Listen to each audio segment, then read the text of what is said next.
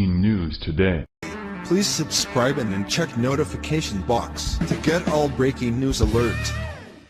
Man convicted after offending veiled Muslim women with something we do every day. While sitting across from 3 veiled women on a train, a man went about his simple routine that had never offended anyone. However, as soon as the burqa-clad ladies saw what he was doing, they reported him to the police and had him charged and convicted of offending their religious beliefs for something many of us do every day in a case that's shocked the world. Although Muslims claim that there is no compulsion in Islam, the still relatively small Islamic population continues to grow more powerful, cleverly using our democracy to enact Sharia law upon non-Muslims.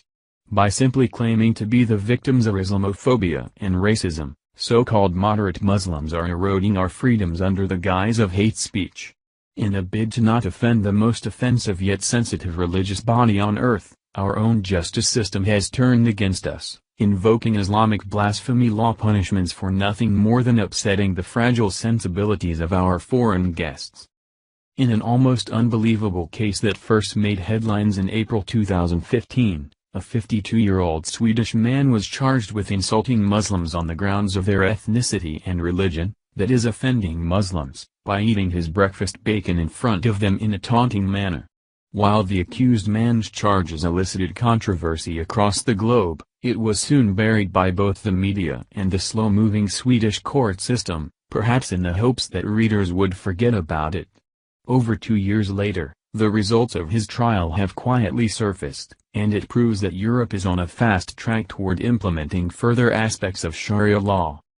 Local news outlet Marca.nu reports that the now 53-year-old Stockholm resident has been outrageously convicted of hatred toward a people's group of origin and offending their religion, recently earning him a sentence of paying the 3 Muslim women $625 each and $1,125 in fines. The man was charged after the Muslim women told police that the man had deliberately eaten bacon in front of them in a mocking manner, including telling them that it was delicious and that they should try some. They added that when they moved away to another seat, he followed them and continued eating his pork product before saying that he hates Muslims, the local reports. At this stage, he stated to the plaintiffs that he hates Muslims. The district court considers his actions make it clear that the purpose was to insult the plaintiffs because of their ethnic origin and creed, the document continues.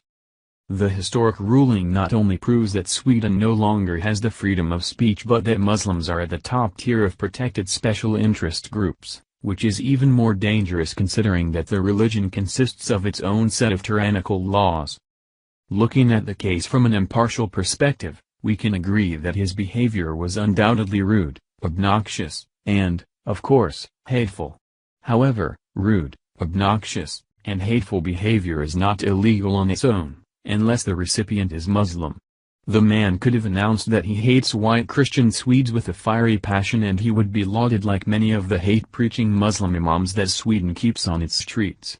Unfortunately, he chose the one special interest group that Europeans are no longer allowed to offend, and he's undeniably being made the example to future offenders. Christians must endure offenses to their religious beliefs on a daily basis but do not go around demanding jail time for their insulters.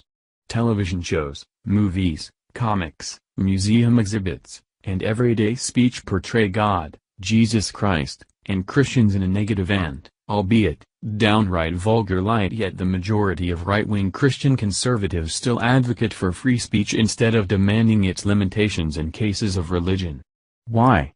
For one reason, freedom of speech is not a punishable offense in the Bible. The same can't be said for Islam, of course, which has specific blasphemy laws that require the death penalty for those who offend Allah, Muhammad, the Quran, and Muslim worshippers, whether the offender is Muslim or non-Muslim.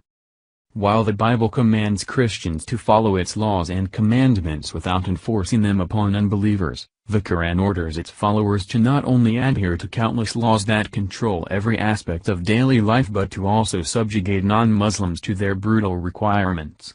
In fact, there are multiple passages throughout the Quran that lay out the consequences of those who reject conversion. Quran 2-191-193, and kill them wherever you find them, and turn them out from where they have turned you out. And al-fitna, disbelief or unrest, is worse than killing. But if they desist, then lo! Allah is forgiving and merciful.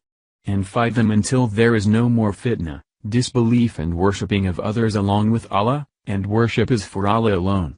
But if they cease, let there be no transgression except against az-zulm the polytheists, and wrongdoers, etc. Quran, 33 hours 57 minutes, 61, Lo! Those who malign Allah and His Messenger, Allah hath cursed them in the world and the hereafter, and hath prepared for them the doom of the disdained. Continues from above, accursed, they will be seized wherever found and slain with a fierce slaughter. Disbelief and blasphemy are so offensive to Islam that they are considered worse than murder and should be dealt with thusly. Of course, the Islamic prophet Muhammad modeled how disbelievers, namely apostates and mockers of Islam, should be punished. Sahih Muslim, 1801, the Messenger of Allah said, "Who will kill Ka'b b. Ashraf?